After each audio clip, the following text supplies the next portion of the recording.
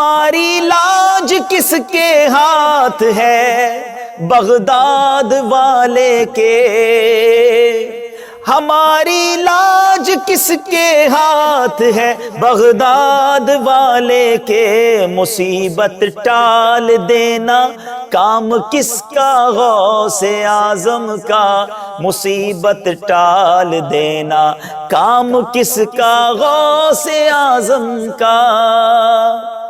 حضور فریاد رس غوث اعظم رضی اللہ تعالیٰ عنہ فرماتے ہیں، جو کوئی مصیبت میں مجھے پکارے، مجھ سے مدد چاہے، میں اس کی مصیبت کو اس سے دور فرماؤں گا۔ السلام علیکم ورحمۃ اللہ۔ یہ جو حبیب اتاری نے کہا ہے کہ حضرت شیخ عبدالقادر جیلانی کے ہاتھ میں ہماری لاج ہے، اور انہوں نے یہ بھی کہا ہے کہ اگر آپ کو کوئی دعا وغیرہ کرنی ہو، مصیبت میں ہو، تو مجھے پکارے، میں آپ کی دعا کو قبول کروں گا۔ اس میں یہ جو پوائنٹ نمبر 1 ہے کہ لاج، ہماری لاج شیخ عبدالقادر جیلانی کے ہاتھ میں ہے، تو اس کا جواب یہ ہے کہ اگر آپ دیکھیں سورہ نمبر 3 ورس نمبر 26، اعوذ باللہ من الشیطان الرجیم، بسم اللہ الرحمن الرحیم، قل اللہم مالک الملک تؤتی الملک من تشاء وتنزع الملک ممن تشاء وتعز من تشاء وتذل من تشاء بیدک الخیر انک علی کل شیء قدیر۔ کہو اے اللہ، اے اقتدار کے مالک، تو جس کو چاہتا ہے اقتدار بخشتا ہے، اور جس سے چاہتا ہے اقتدار چھین لیتا ہے، اور جس کو چاہتا ہے عزت بخشتا ہے، اور جس کو چاہتا ہے رسوا کر دیتا ہے۔ تمام تر بھلائی تیرے ہی ہاتھ میں ہے، تیرے ہی ہاتھ میں ہے۔ یہ بات نہیں ہے کہ تیرے بھی اور شیخ عبدالقادر جیلانی کے بھی ہاتھ میں، نا نا نا نا نا نا نا۔ اور پوائنٹ نمبر 2 جو اٹھایا ہے حبیب اتاری نے، وہ یہ کہ دعا مانگیں مصیبت میں تو شیخ عبدالقادر جیلانی سے مانگیں۔ اس میں وہ 3 بڑے دھوکے دیتے ہیں۔ وہ یہ کہتے ہیں کہ تعاون جو ہے وہ تو ہم کسی سے بھی کر سکتے ہیں، ڈاکٹر سے کر سکتے ہیں، پولیس والوں سے کر سکتے ہیں، امی سے روٹی مانگ سکتے ہیں، روٹی مانگو تو امی سے مانگو، دوائی مانگنی ہے ڈاکٹر سے مانگو، رپورٹ وغیرہ درج کرنی ہے تو جا کے پولیس اسٹیشن میں 15 پولیس والوں سے مدد مانگو۔ ہمارے یہاں تو کراچی میں تو بڑا مسئلہ حل ہے یار، مددگار پولیس کے بورڈ دیکھے میں نے، 15 نمبر، مددگار پولیس، اسکوٹر چوری ہو گئی، المدد یا پولیس کر کے فون کرو، مددگار پولیس موجود ہے 15 نمبر پہ۔ اب کیا خیال ہے، اس کو دو مشورہ، پولیس سے مدد نہیں لینی، ڈائریکٹ اللہ کو عرض کرو کہ اسکوٹر چوری ہو گئی ہے۔ حرج نہیں ہے اس میں اللہ کی بارگاہ میں عرض کرنے میں، لیکن مطلب یہ کہ ظاہر ہے کہ نظام بنا ہوا ہے کائنات کا۔ قرآن میں تو لکھا ہوا ہے کہ اعوذ باللہ من الشیطان الرجیم، بسم اللہ الرحمن الرحیم، وتعاونوا علی البر والتقوی، اور نیکی اور بھلائی کے کاموں میں ایک دوسرے کی مدد کرو۔ مگر یہ تعاون اور دعا کو مکس کر رہے ہیں۔ دعا میں ہے کہ اعوذ باللہ من الشیطان الرجیم، بسم اللہ الرحمن الرحیم، ایاک نعبد و ایاک نستعین۔ تعاون اور دعا، ان دونوں میں فرق کیا ہے؟ جب آپ امی سے روٹی مانگتے ہیں، ڈاکٹر سے دوائی مانگتے ہیں، تو امی سامنے ہوتی ہیں گھر میں، ڈاکٹر جو ہے وہ آپ اس کے کلینک میں جاتے ہیں، پھر آپ دوائی مانگتے ہیں۔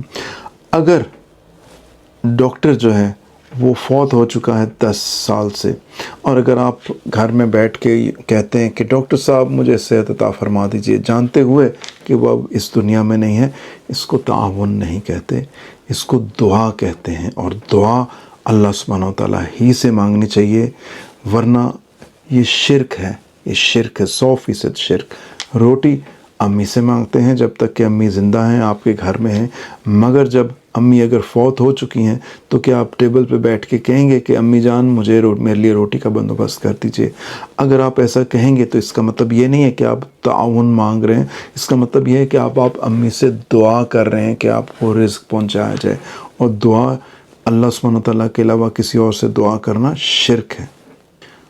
اور اس میں ایک اور پوائنٹ بہت امپورٹنٹ، کیا اللہ سبحانہ تعالیٰ خود زمین پر آ کر مدد کرتے ہیں؟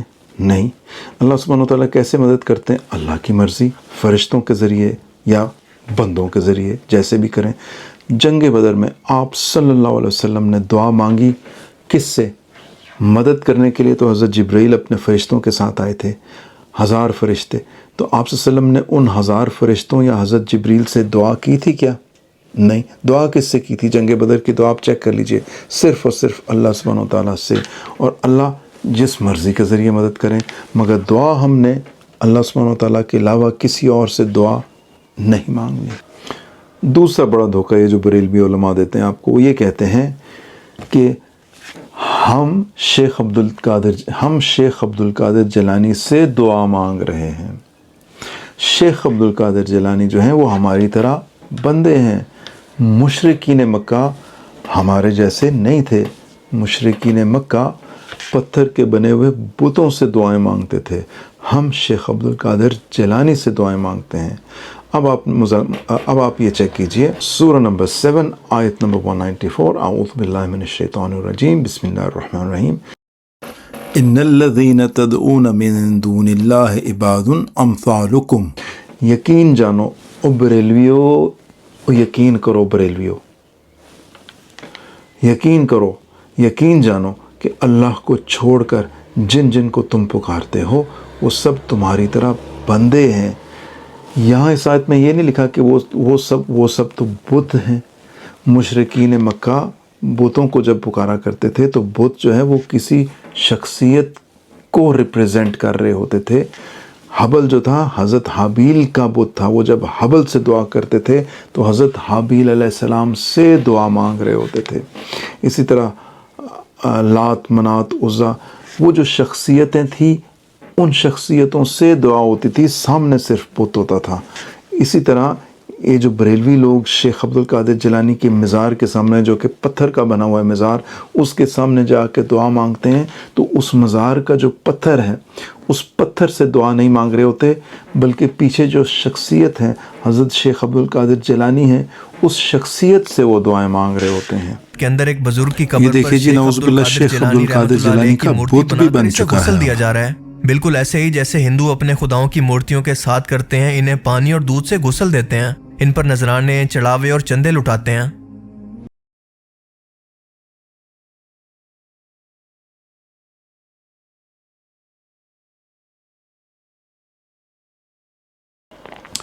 تیسرا دھوکہ یہ جو بریلوی علماء آپ کو دیتے ہیں وہ یہ کہتے ہیں کہ آپ صلی اللہ علیہ وسلم نے ایک حدیث میں فرمایا، مجھے تم سے یہ ڈر نہیں کہ تم شرک کرنے لگو گے، تم میرے بعد شرک کرنے لگو گے. ہاں مجھے اس کا ڈر ہے کہ تم میرے بعد دنیا کی حرص میں مبتلا ہو جاؤ گے.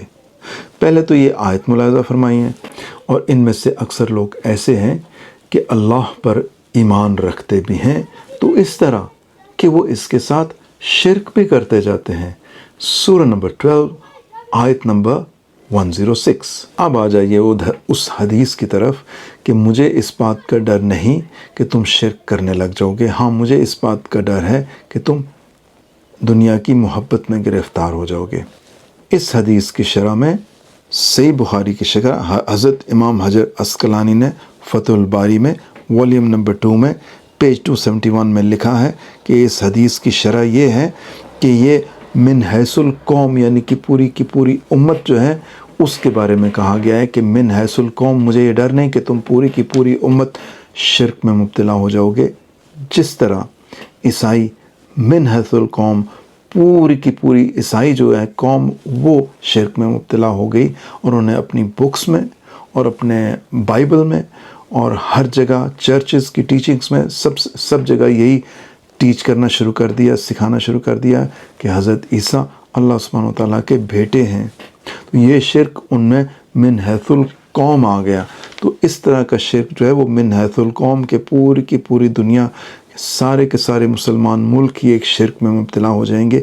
ایسا نہیں ہوگا. اس حدیث کو بہت ہی آسانی کے ساتھ سمجھنا ہے تو چلو ہم یہ کہہ لیتے ہیں کہ چلو اس کا اطلاق پوری کی پوری امت پہ ایک سیکنڈ کے لیے بالفرض مان لیتے ہیں. تو اس حدیث کا جو دوسرا حصہ ہے کہ مجھے اس بات کا ڈر ہے کہ تم دنیا کی حرص، دنیا کی محبت میں مبتلا ہو جاؤ گے. تو کیا صحابہ کرام دنیا کی محبت میں مبتلا ہوئے؟ کیا حضرت؟ اور اب جو بات بریلویوں کے دل پہ لگے گی، پہلی بات نہیں لگی صحابہ کرام، اب جو دل پہ لگے گی بریلویوں کے، کیا حضرت شیخ عبد القادر جیلانی دنیا کی حرص میں مبتلا ہوئے؟ کیا حضرت معین الدین چشتی दुनिया की हिर्स में मुब्तला हुए? लगी ना दिल पे, आवाज़ आई ना दिल से कि ना ना ना ना ना ना ना ना ना, नहीं नहीं नहीं, ये दुनिया की हिर्स में मुब्तला नहीं हुए। तो जिस तरह इस बात का इतलाक़ जो है पूरी की पूरी उम्मत पे नहीं होता कि मुझे इस बात का डर है कि तुम दुनिया की हिर्स में मुब्तला हो जाओगे, ये हदीस का दूसरा हिस्सा है। इसी तरह हदीस के पहले हिस्से पे कि मुझे इस बात का खौफ नहीं कि तुम शिरक में मुब्तला हो जाओगे, ये पूरी की पूरी उम्मत पे नहीं होता।